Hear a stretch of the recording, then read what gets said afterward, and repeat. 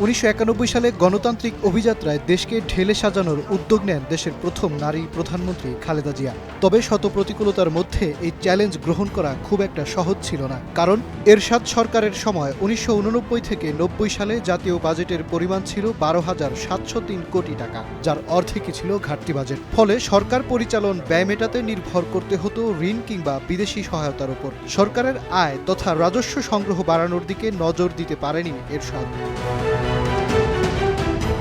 সরকারকে স্বনির্ভর করতে রাজস্ব আয় বাড়ানোর অংশ হিসেবে 1991 সালে খালেদা জিয়া চালু করেন মূল্য সংযোজন কর বা ভ্যাটের মতো পরোক্ষ কর, যা পরবর্তীতে বাংলাদেশের অর্থনীতির গেম চেঞ্জার হিসেবে কাজ করেছে।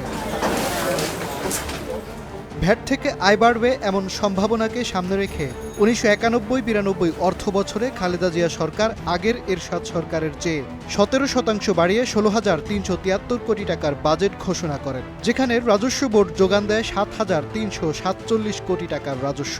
কর আহরণের এই ধারাবাহিকতা অব্যাহত থাকে। প্রথম মেয়াদের শেষ অর্থ বছরে যার পরিমাণ বেড়ে দাঁড়ায় 11,370 কোটি টাকার বেশি।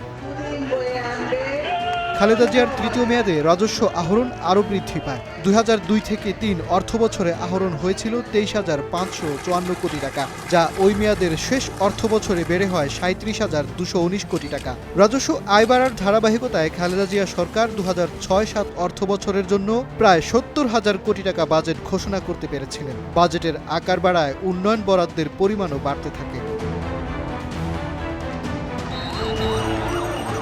কর আহরণ বাড়ায় কর জিডিপি অনুপাতও বাড়তে থাকে খালেদা জিয়া সরকারের সময়। 1988 সালের দিকে কর জিডিপির হার ছিল 8.7%। 1992 সাল পরবর্তী তা বেড়ে হয় প্রায় 9%। অন্যদিকে 1987-88 অর্থ বছরে বিনিয়োগ জিডিপির অনুপাত ছিল 11.8%। খালেদা জিয়ার সরকারের আমলে 1992-93 অর্থ বছরে বেড়ে হয় 17.9%।